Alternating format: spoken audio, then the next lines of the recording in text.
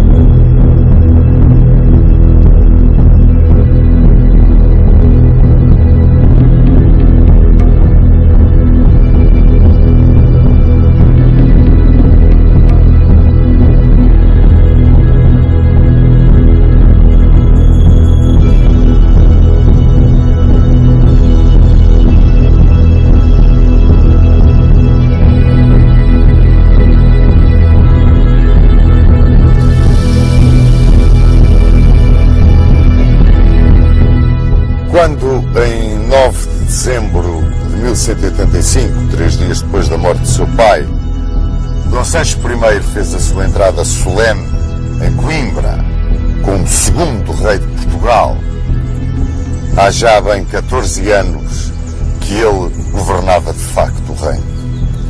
Isto porque a incapacidade em que tinha ficado Dom Afonso Henriques depois do desastre de Badajoz, a muita idade que já tinha, os achaques que levavam tantas vezes às Caldas de Lafões, tinham forçado a que Dom Sancho tomasse conta das rédeas da governação.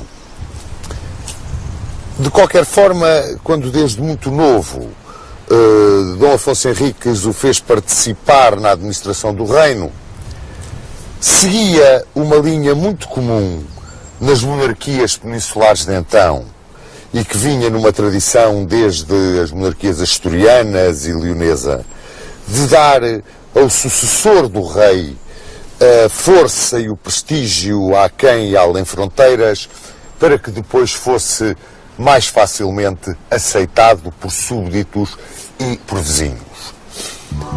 Não só estes aspectos pesavam na balança para as decisões reais de Dom Afonso Henriques, mas também o próprio teor da Bula Manifestis Probatum, de 23 de maio de 1179, em que expressamente estava definido que se reconhecia a realeza de Dom Afonso Henriques, confirmava-se a realeza de Dom Afonso Henriques, a ele e aos seus sucessores, e com a confirmação dessa dignidade real, a posse de todas as terras conquistadas ao infiel.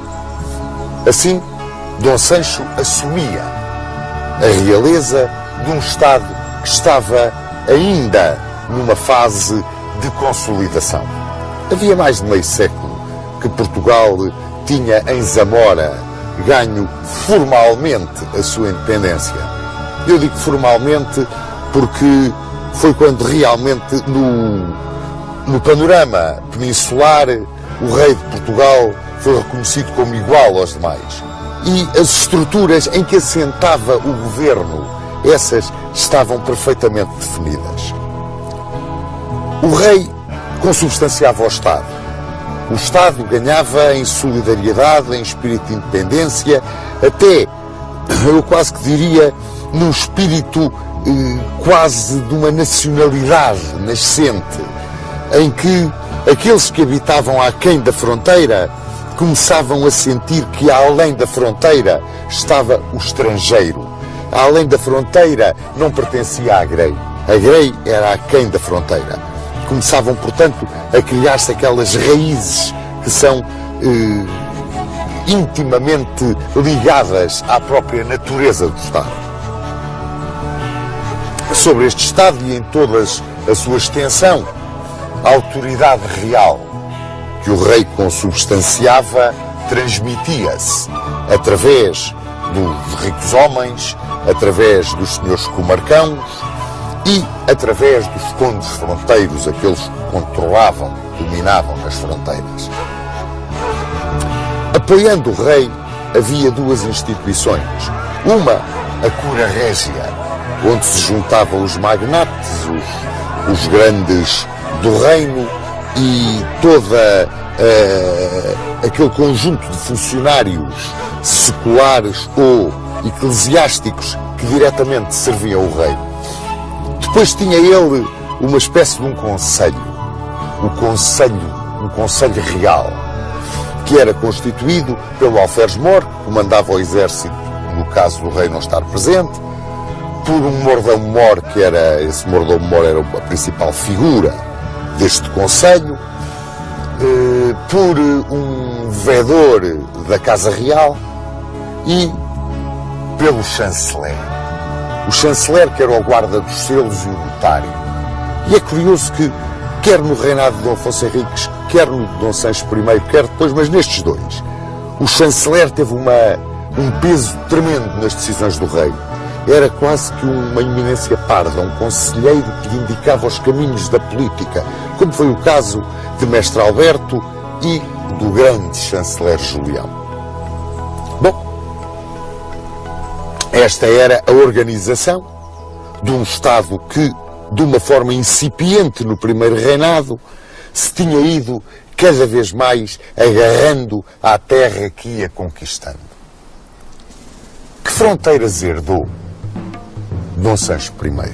As fronteiras não estavam bem definidas, salvo ao longo do Rio Minho, que separava Portugal do reino de Leão e da Galiza.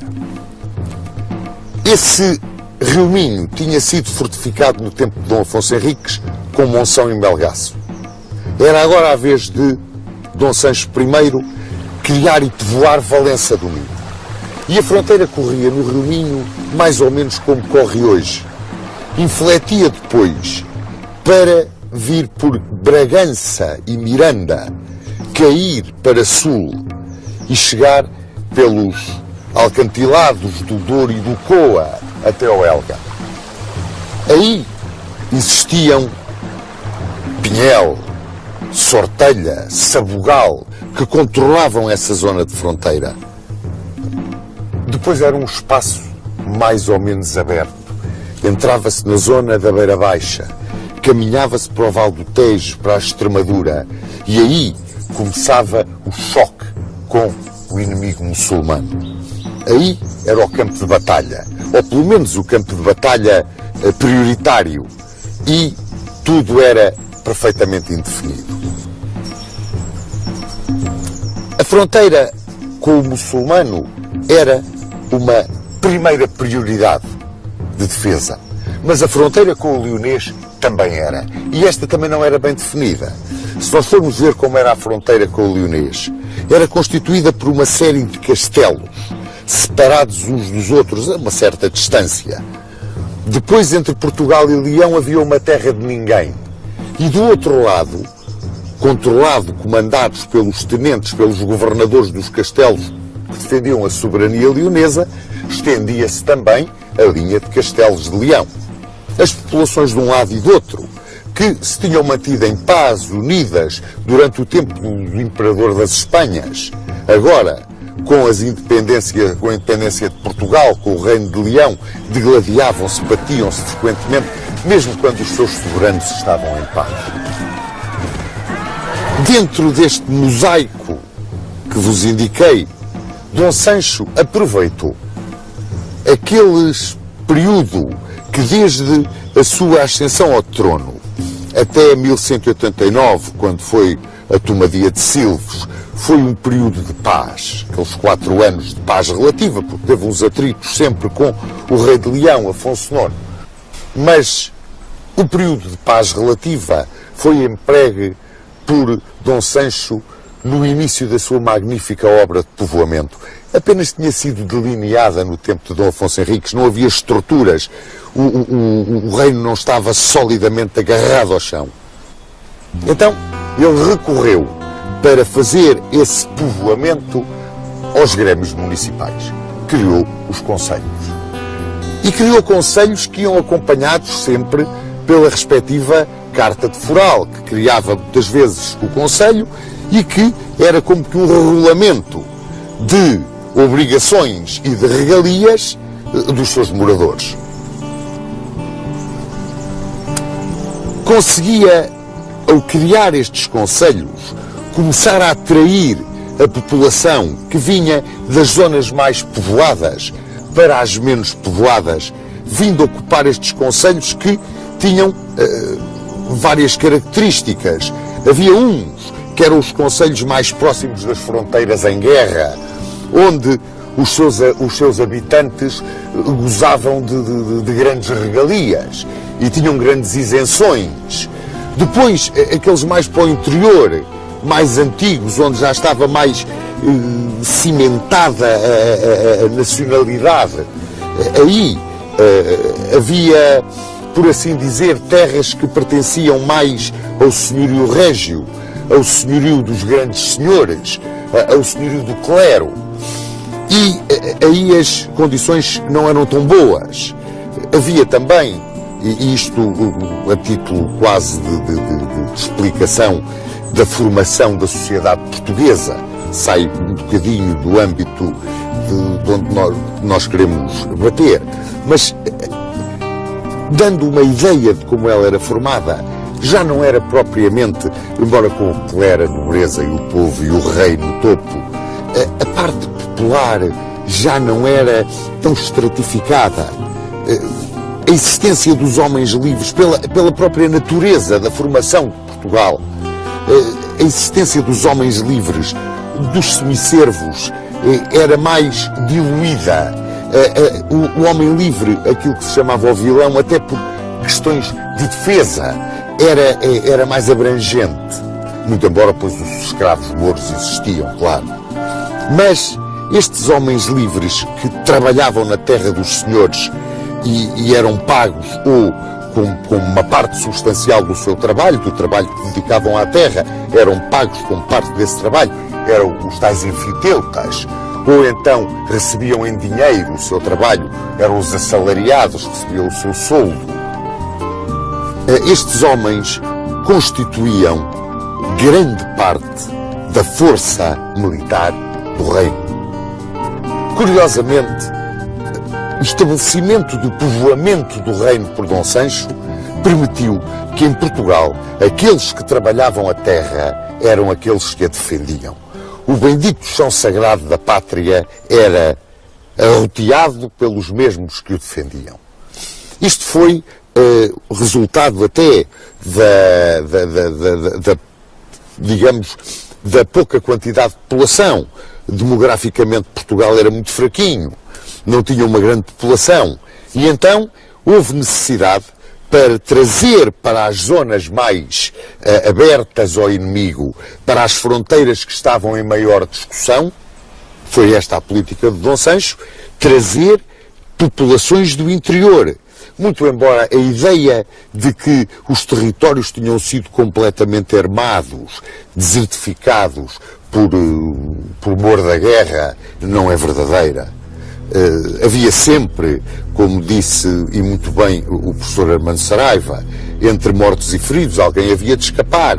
E ficavam sempre populações ali, naquelas zonas onde o fluxo e refluxo da Reconquista passava ora a um lado ora ao outro. E foi com base nesses núcleos populacionais que ficavam que se foram criando os concelhos limítrofes, os tais concelhos limítrofes da fronteira, aqueles que ali ficavam e que lindavam, ficavam no limite com o território que era, por assim dizer, o território inimigo.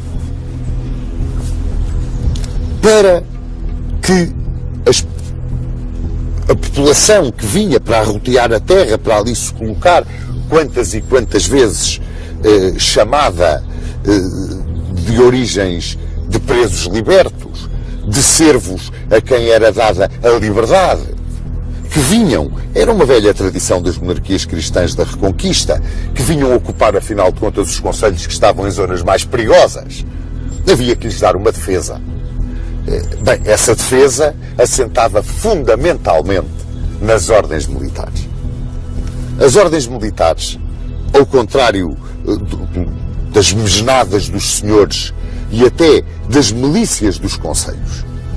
E eu refiro as mesnadas dos senhores e as milícias dos concelhos porque eram dois dos elementos da hoste real, eram de difícil mobilização.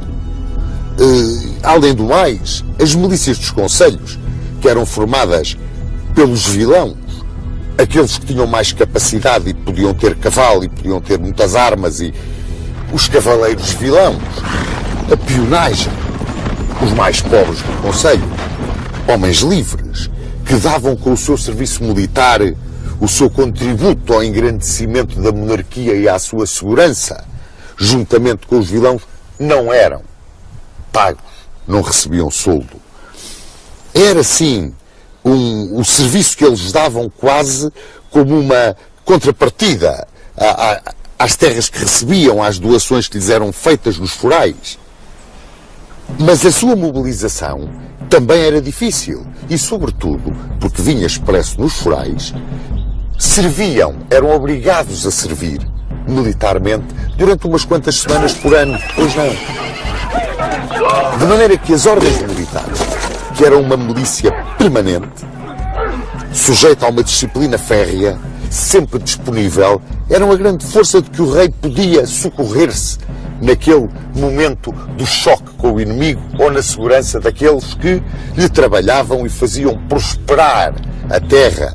Porque quanto mais prosperava a terra, mais pessoas para lá vinham, para esses concelhos. E quanto mais pessoas vinham para esses concelhos, maior era a sua milícia. Se maior era a sua milícia, maior era a defesa.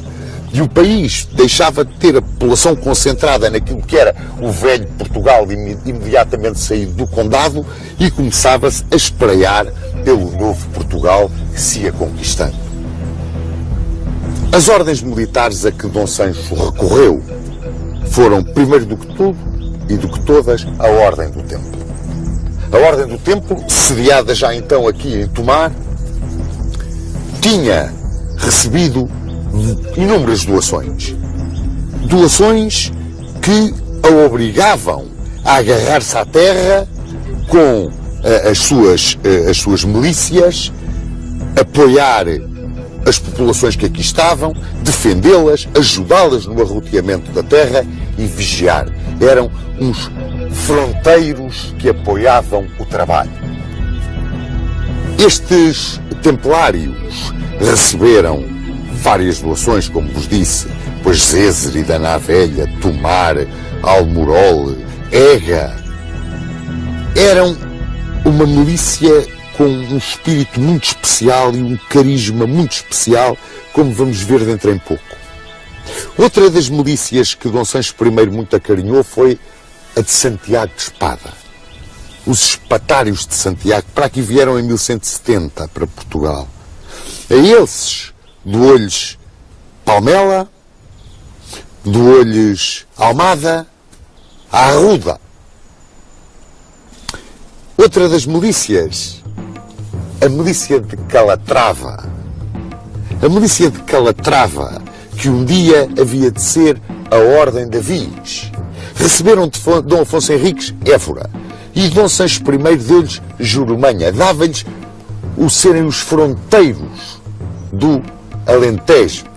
Mas também lhes deu terras em Mafra, em Santarém, em Lisboa.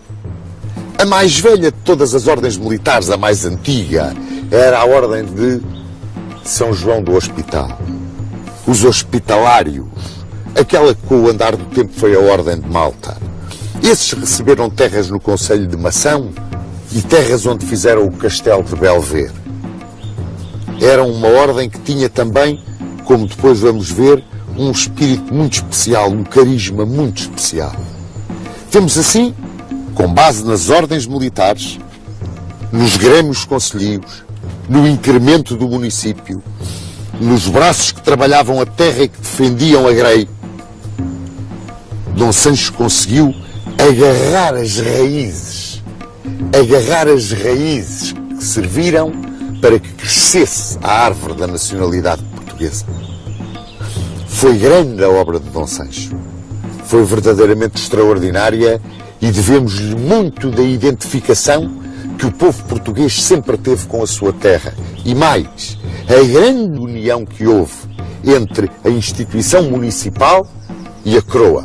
Essa grande união entre a instituição municipal e a coroa, que permitiu à coroa, com base no povo, controlar e estar sempre por cima, ou quase sempre na história de Portugal, do clero e da nobreza, foi um elemento fundamental para a identificação e a manutenção da independência nacional.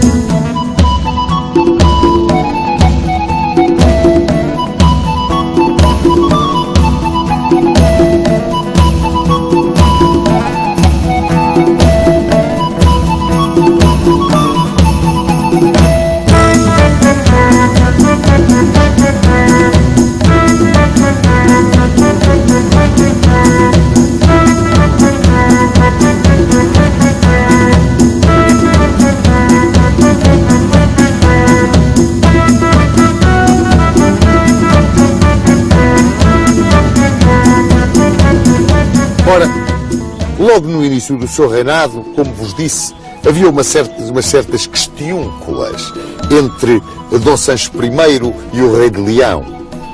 Este rei de Leão era Afonso IX, que acabou por ser genro de Dom Sancho I ao casar com a infanta Dona Teresa. Dom Sancho I era casado, como muito bem se lembram, casou em 1174 com Dona Dulce de Aragão.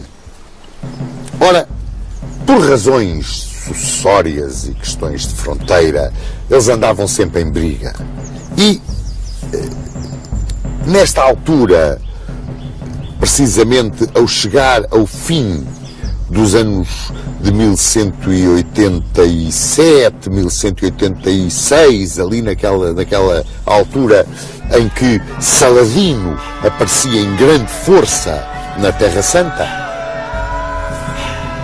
Nós estávamos envolvidos num conflito em que entrava Afonso VIII de Castela e em que entrava Afonso IX de Leão, e aquilo não estava ali muito em paz.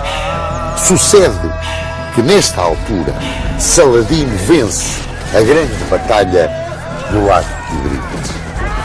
E na grande batalha do Lago de Tiberíades capturou Guido Lusignan, capturou o Santo Lenho, parte do Madeiro onde tinha sido crucificado Cristo, e preparava-se para conquistar Jerusalém, o que aliás fez.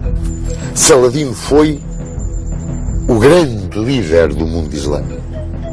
Saladino foi, além de um extraordinário general, um homem com uma capacidade diplomática e uma gestão política invulgar, não só no seu tempo, em toda a história. Esta vitória de Saladino alarmou e lançou o horror no mundo cristão. E Roma pregou uma cruzada. E Dom Sancho I resolveu entrar nessa cruzada. Bem, foi em todo o reino, sobretudo junto das ordens militares e dos grandes senhores, um alerta geral.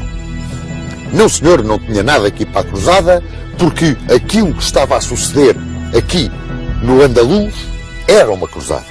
E havia muito para baixo, para o Algarve, para ser conquistado, e era escusado ele sair do reino com a sua hoste real e ir embrulhar-se na Terra Santa, na cruzada contra Saladino. Estava aqui muito bem e era aqui que ele devia de combater e era aqui que ele devia de continuar a sua obra de conquista e cristianização da terra do infiel, que afinal era nossa e tinha sido conquistada por ele. Portanto, era esta reconquista que era a sua cruzada. E lá o convenceram.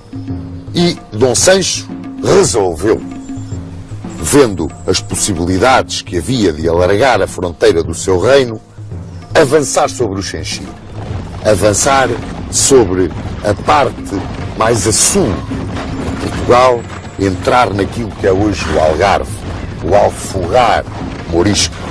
E se havia alguma presa que valia a pena ir apanhar, se havia alguma joia para a coroa que havia de ser apanhada porque era realmente digna de todo o esforço do rei, era Chel.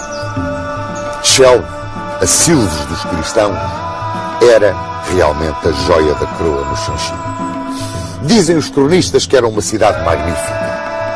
Não só por aquilo que produzia em frutas e vinhos e que eram conhecidos por toda a Europa, em exportações extraordinárias, mas pelos seus jardins, pelas fortunas que albergava. Todos os grandes senhores daquela região do Garbo ali tinham as suas casas. Tinha mulheres magníficas, tinha tesouros extraordinários e depois, é claro, engrandeciam tudo aquilo e tornava-se numa lenda, tornava-se em qualquer coisa que era uma miragem, que eles queriam conquistar para ficarem e para saquearem. E por ficarem e saquearem, é nessa altura que passa na costa portuguesa uma esquadra de cruzados. Eram os primeiros que respondiam aos apelos de Roma para a cruzada contra Saladino. Eram dinamarqueses, alemães, belgas, vinham comandados por Knut da Dinamarca, por Ludwig da Turíngia e, se não me engano, pelo Conde de Brenne. Eram os seus três comandantes. Convenceu-os Dom Sancho a tomarem Silves com ele. E eles aceitaram. Estávamos no verão de 1189 e avançou-se sobre o Algarve. Silves era protegido por Alvor, Lagos, Portimão. Aliás, foi para Alvor que as populações, logo que se começou a desenhar o avanço das forças cristãs, se foram refugiar. As populações dos campos não cabiam todas dentro de Silves. Portimão foi a primeira a ser atacada e caiu sem grande resistência. Abria-se o Xenchim. Chegava-se a um trato. Como é que ia ser a distribuição da presa? E aquilo que os homens do Norte queriam, pois era o saque. Era o saque indiscriminado. Então Sancho, pois, teve que aceitar que que eles, sim senhor, pois saqueavam Silves depois de Silves cair. O problema estava em tomar Silves. Os cruzados traziam uma arma nova para bater os muros de Jerusalém, os muros das praças da Palestina. O ouriço era uma espécie de um guindaste com um vai e vem, bolas com bicos que batiam contra as paredes das fortalezas, contra os muros das fortalezas. E usaram os ouriços em Silves, como nós usamos as nossas catapultas, estopa a arder para dentro dos muros, um cerco horroroso, assaltos com escadas, uma resistência heroica por parte dos sitiados, um combate sem tréguas. Quando um daqueles grandes senhores de Silves saiu para se render, disse que a situação dentro dos muros era desesperada, a sede era horrível. As descrições do que se passava dentro de Silves ainda hoje comovem. Disse também que a última defesa de Silves seria a coraça da cidadela. E isso deu um ânimo extraordinário aos cruzados, porque havia a possibilidade de virem forças da Andaluzia socorrer Silves, tal era a importância de Silves. Dom Sancho esteve mesmo para abandonar o cerco, mas os cruzados é que não deixaram, eles queriam o saque. Começou-se na terrível guerra de Minas e contra Minas. Por baixo do chão, por baixo das muralhas, minava-se para encher aquilo com lenha e matérias inflamáveis e ver-se puxando fogo, caíam os muros. E foi o que sucedeu. Por brecha aberta na muralha, os cruzados entraram desde de cima e se rendeu-se. Era o dia 3 de setembro de 1189. E esta data marca o início do saque da cidade. E foi de tal forma horroroso o saque da cidade que, mesmo correndo o risco de entrar em litígio com os seus aliados, Dom Sancho teve de pôr correr. Lá entregaram os cruzados a cidade ao rei português, o que foi um lenitivo para os pobres dos mouros, que estavam completamente desvairados de pavor de verem as suas famílias trucidadas, as suas mulheres violadas. Uma coisa indescritível. E, curiosamente, várias praças algarvias foram-se entregando. E toda aquela linha de Messines, Faro, Albufeira, foi-se entregando ao rei português. E, de repente, quase todo o Algarve estava na sua mão. Sucede que, ao mesmo tempo que Dom Sancho avançava sobre Silves e travava o seu combate em Silves, Afonso VIII de Castela entrava no Andaluz e conquistava também várias praças. E isso foi um grito de alerta em Marrocos.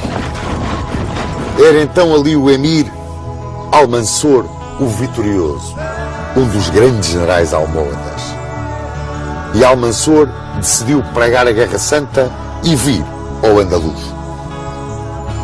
Desembarcou em Tarifa, dividiu o seu exército, parte para ir contra aquilo que era de Afonso VIII, parte para vir contra Portugal, entrega a parte para vir contra Portugal ao seu irmão Mohamed Yacoub, e ele entrou em Portugal.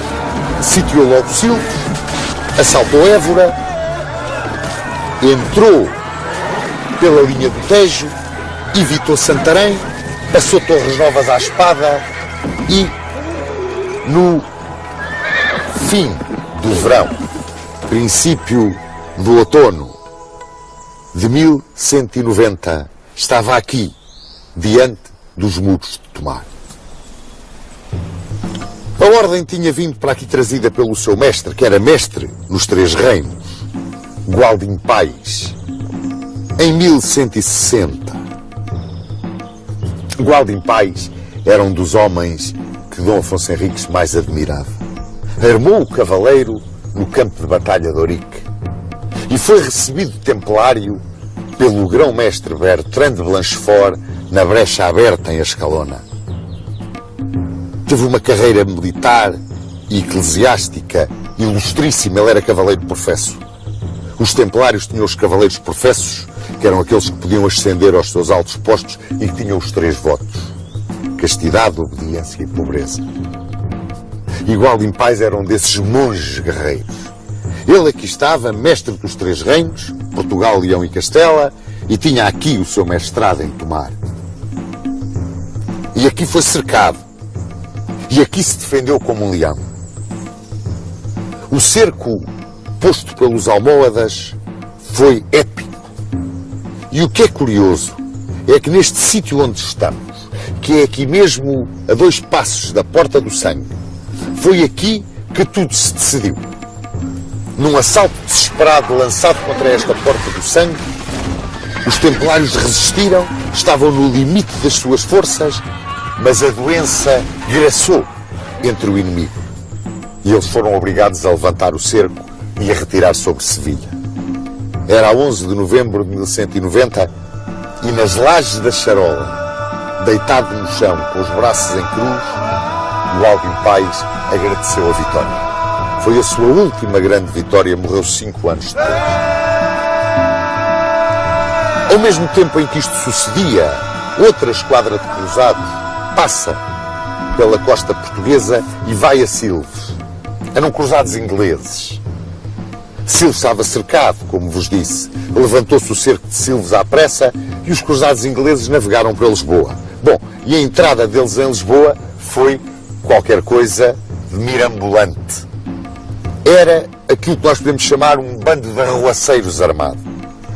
E tantas malfeitorias fizeram, tantos desacatos arranjaram, que entraram em guerra com a pacífica população lisboeta, ao ponto do próprio rei de Inglaterra verberar o comportamento dos seus vassalos e Dom Sancho I, capturando 600 deles armados, pôde exigir que abandonassem o território português. A saída dos cruzados, o cansaço das tropas, o disseminar agora de uma população que procurava ir para o Xanxir, ir lá para baixo, para onde é agora o sul do Alentejo e o Algarve, levou a que Almansor, com esse dispersar de forças dos cristãos, voltasse à campo. E então, Almansor o Vitorioso realiza aqui, no nosso território, a sua mais brilhante campanha. Apanhou tudo quanto era Garbo, tudo quanto era Alfagar e Alcácer. Chegou ao limite de Belata, a Extremadura e o Ribatejo. Ficou apenas Évora, em posse dos cavaleiros de Calatrava, solitária. Como se isto não bastasse a Dom Sancho, com a linha de fronteira recuada outra vez até o Tejo, entrou em litígio com a Igreja.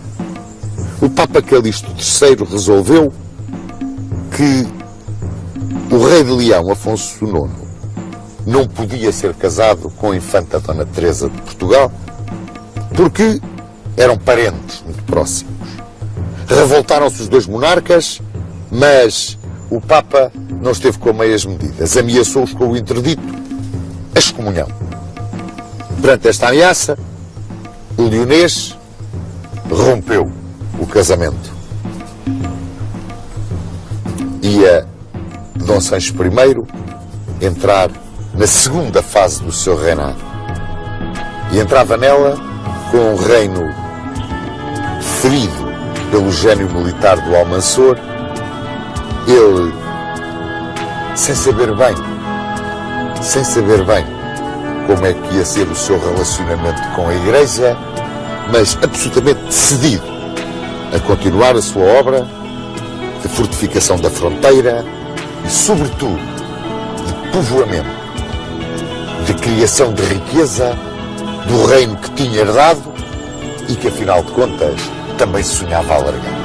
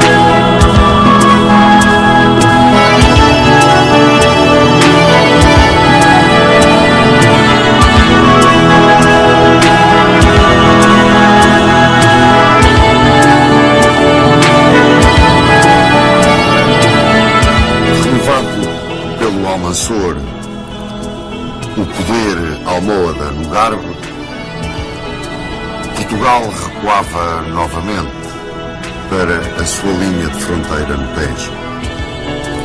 Perdiam-se as conquistas de Dom Sancho I e de Dom Afonso Henriques neste fluxo e refluxo tão característico da Cruzada Peninsular. E em toda a província de Alcácer, apenas Évora ficava como uma ilha ocupada pelos cavaleiros de Calatrava num imenso mar de Moirama. O Garbe era uma das partes do Andaluz. O Andaluz era toda a península, como muito bem sabem.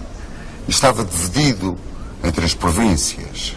O Alfagar, que é o Algarve, o Alcácer, que é o Alentejo, e Belata, que era a Extremadura e parte do Ribatejo.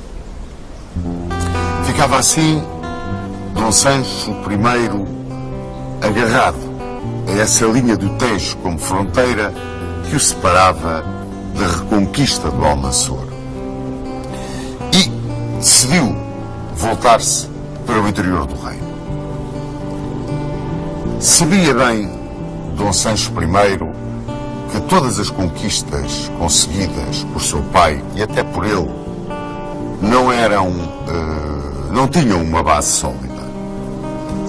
Porque não havia um plano de apoio à conquista e ao povoamento e desenvolvimento que devia de acompanhar essa conquista para que a mesma não fosse frutífera. Todas as conquistas tiveram por base a fortuna militar, muitas vezes o auxílio estrangeiro, na maior parte das vezes a exploração atempada das dissensões que existiam, primeiro entre os almorávidas e depois entre os almohadas, que eram os grandes inimigos de Portugal. Assim, Dom Sancho resolveu planear a defesa e organização de Portugal, que não existia até então. A defesa resolveu apoiá-la no Tejo e entregá-la às ordens militares do Tempo, Hospital, Santiago de Espada e Calatrava. Assim, fez várias doações. Aos Templários doou terras em Santarém e na Idenha. Aos Espatários, pois doou-lhes o Convento de Santos em Lisboa, terras e a Alcáçova de Santarém.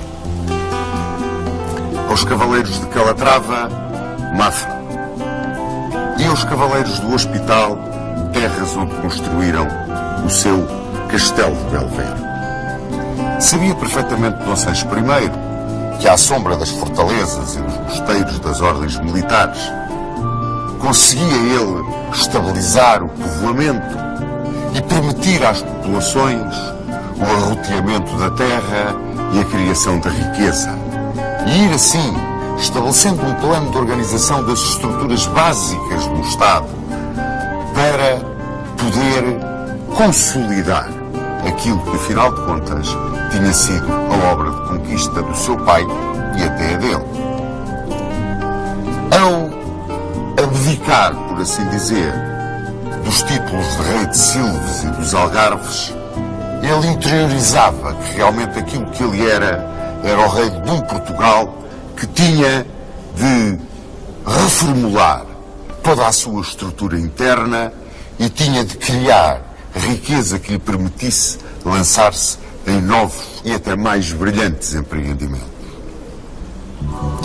Quando, depois de estabelecer essa cortina defensiva agarrada ao rio, se voltou para o interior do reino, tratou de reedificar castelos, como foi o caso do Castelo de Leiria, de construir outros castelos novos, de, em grandes manchas que estavam desertas, que não estavam devidamente arroteadas, de terras da Extremadura e da Beira Baixa, fixar colonos estrangeiros, a quem deu forais de povoação, para os agarrar à terra e dar nervo, consistência a esse polvilhar de vilas e aldeias os territórios que eram o Reino de Portugal. A terras antigas, como o caso depois de Penacova, de Marmelar, de Cavaleiros, pois reestruturou as suas estruturas municipais, foi dando uma força muito grande ao povoamento do seu território. Quando, neste seu trabalho pacífico, Dom Sancho I estava a entrar dentro de um sistema conduzindo a um resultado extraordinariamente positivo, que afinal ele procurava, rebentou outra vez o conflito na península O rei de Castela, Afonso VIII, irrequieto, resolveu invadir a Andaluzia. E de Algeciras lançou um cartel de desafio, como era costume dos cavaleiros da época, ao califa Almanzor. E Almanzor aceitou. E em 1195 invadiu novamente o Andaluz, o que levou Afonso VIII a pedir a coligação de todos os reis cristãos para parar e investir Almohade. Responderam-lhe favoravelmente Portugal e Aragão, mas Leão e Navarra, o ciúme, o medo da expansão castelhana, não só não acorreram ao chamamento, como estabeleceram um pacto de paz com o Almanzor. Em 19 de julho de 1195, junto ao castelo de Alarque, nos Planos da Mancha, travou-se uma batalha terrível para os cristãos. É, talvez, a mais catastrófica de todas as suas derrotas durante a Reconquista.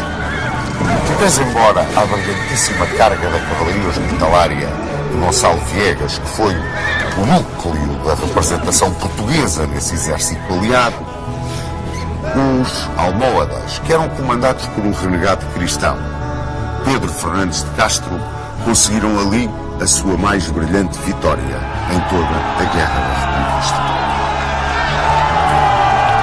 Esta Batalha de Alarcos traumatizou profundamente os monarcas cristãos de Castela, Portugal e Aragão. E, em 1196, Dom Sancho I, que era sogro do rei de Leão, furioso com a posição que o rei de Leão tinha tomado em todo aquele problema da invasão do Almanzor, aliou-se com o castelhano e o aragonês e foi para a guerra contra Leão. Invadiu a Galiza e conquistou Tui, Lóbios e Pontevedra. E voltou à sua vida de povoador e organizador do reino. Continuou a doar terras à cavalaria das ordens militares,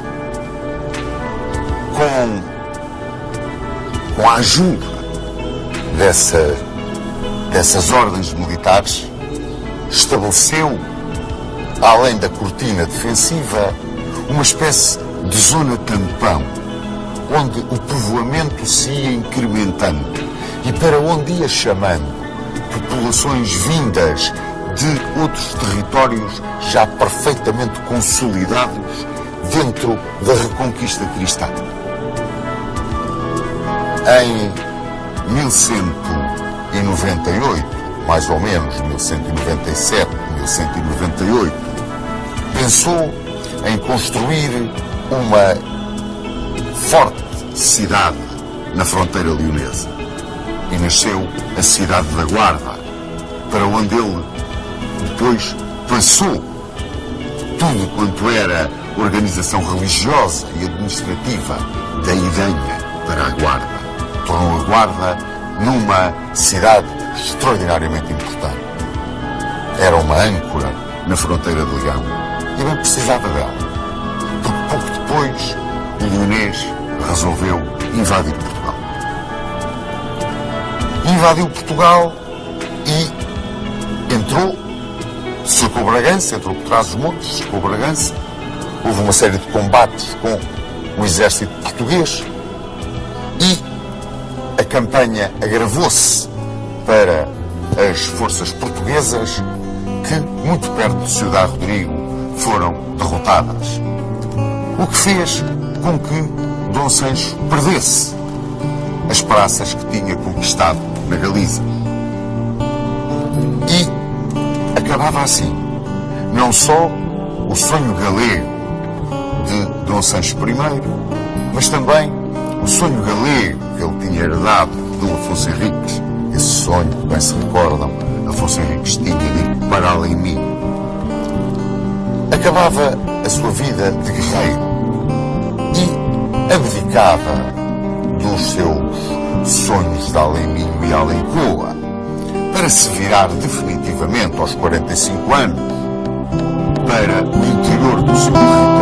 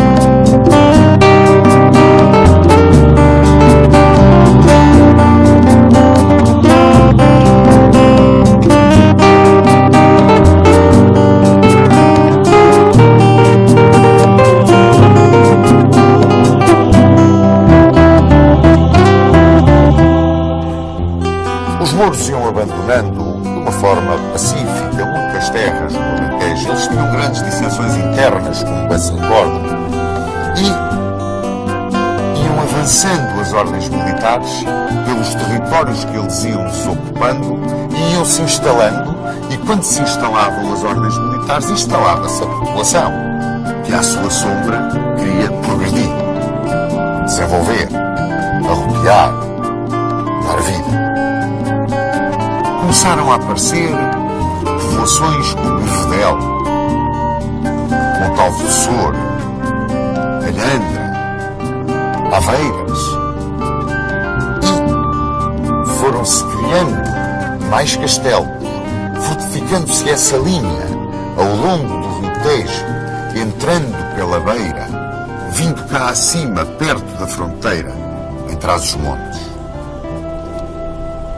Nesta altura, quando tudo parecia serenar dentro de Portugal, talvez que muito influenciado pelo gênio do seu braço direito, o célebre chanceler Julião, e porque estava farto também da arrogância dos bispos do Porto e de Coimbra e da tentativa de intromissão e centralização da Santa Sé, Dom Sancho I entrou em confronto com o clero. Foi um confronto que durou 2 anos, mas foi um confronto tremendo. Ele tinha várias razões de queixa do bispo do Porto e do bispo de Coimbra, não só das suas prepotências, mas também de não se quererem curvar perante a autoridade real. Não aceitavam a supremacia da autoridade real. E discutiam também com a autoridade real as percentagens das rendas a cobrar. Nesta luta com o clero, que o levou à excomunhão, porque ele desafiou frontalmente Inocêncio III, Dom Sancho teve o apoio do braço popular. Há até 2 casos curiosos, 2 burgueses do Porto. A um chamaram-lhe o feudo Tirou, porque influenciou, apoiou toda a ação do rei, que inclusivamente mandou tropas para prender o bispo do Porto e pôr-lhe um travão à sua prepotência, aos impostos que lançava, às rendas que cobrava. Fez o mesmo com o de Coimbra, mas o de Coimbra não era tão ativo como o do Porto. Também foi apoiado aqui por um burguês chamado João Alvo. Quer o feudo Tirou, quer João Alvo, foram excomungados igualmente. Havia, portanto, uma grande identificação entre o movimento popular contrário às prepotências do alto clero, e a posição do rei apoiando esse movimento popular e querendo esboçar, depois de ter estabilizado todo o povoamento e o arroteamento dos seus territórios, estabilizar o seu próprio poder, centralizar o seu próprio poder.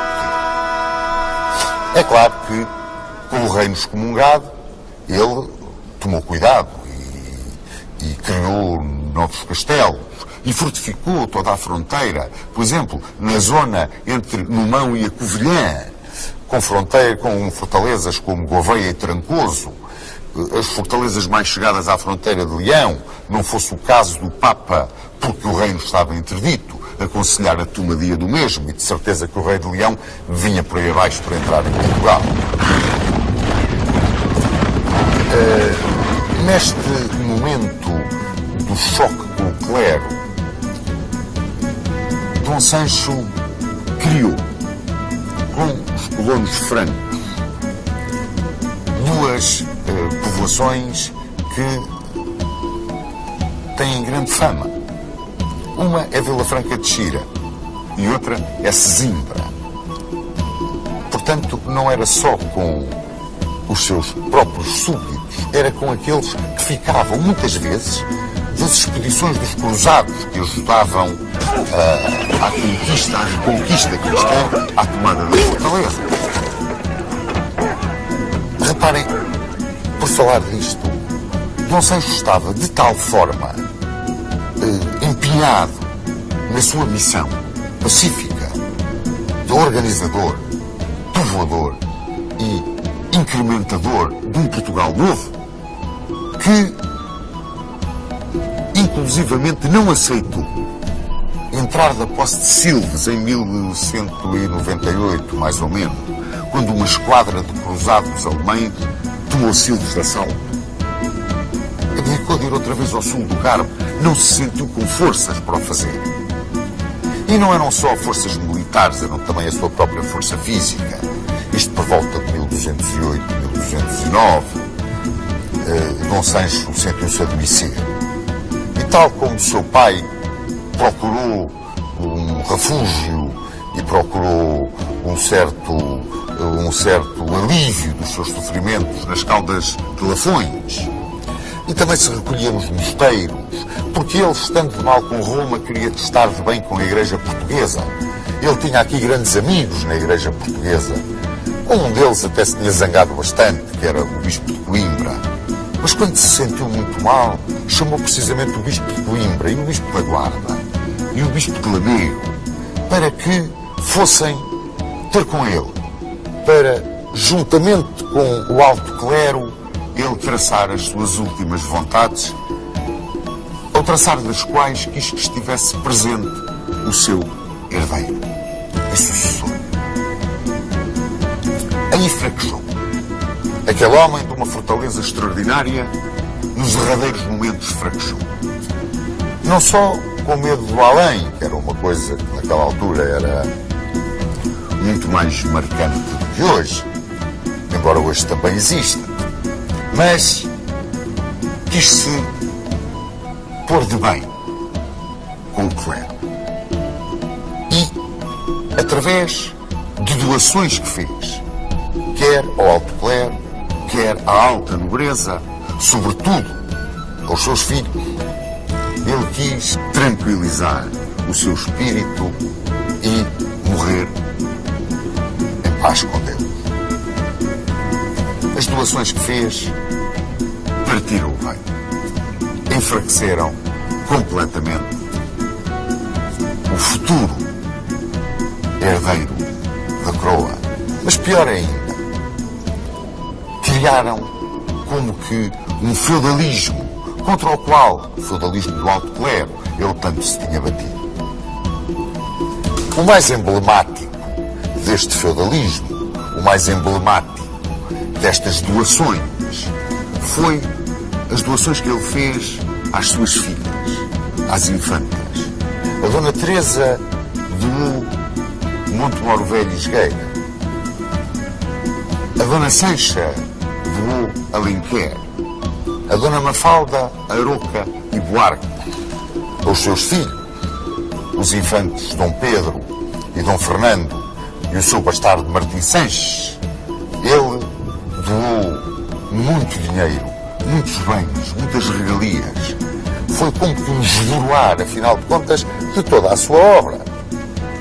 Até descentralização, ele esvoruou-a. Fez um diluir do poder real, no que foi muito aplaudido pelo alto clero e pela alta nobreza. Deixava uma herança muito dura ao seu filho Dom Afonso, que iria reinar a seguir a ele. O seu filho Dom Afonso, que tão amigo era e tanto ouvia o chanceler Julião. Recolheu-se à Alcobaça, humilhou-se perante o bispo do Porto, ao ponto dos portuenses se voltarem a tornar vassalos do bispo do Porto, e preparou-se para morrer em paz com Deus e com a sua consciência, ao que sucedeu aqui em Coimbra, em fevereiro de 1211. Está sepultado neste mosteiro de Santa Cruz, ao lado de seu pai, o fundador do reino imortal, Dom Afonso Henriques. Este homem, que compôs música, poesia, que foi um extraordinário organizador, foi um revitalizador do seu domínio, foi um grande amigo do seu povo. Este homem que era, no fundo, um romântico, ficou célebre depois de enviuvar de Dona Dulce de Aragão, a sua paixão pela Ribeirinha, e que soube construir as estruturas de base do Estado português, acabou por diluir o poder desse mesmo Estado e deixar ao seu filho um país consolidado, mas pobre. E, sobretudo, uma questão tremenda para resolver: a questão das infantas.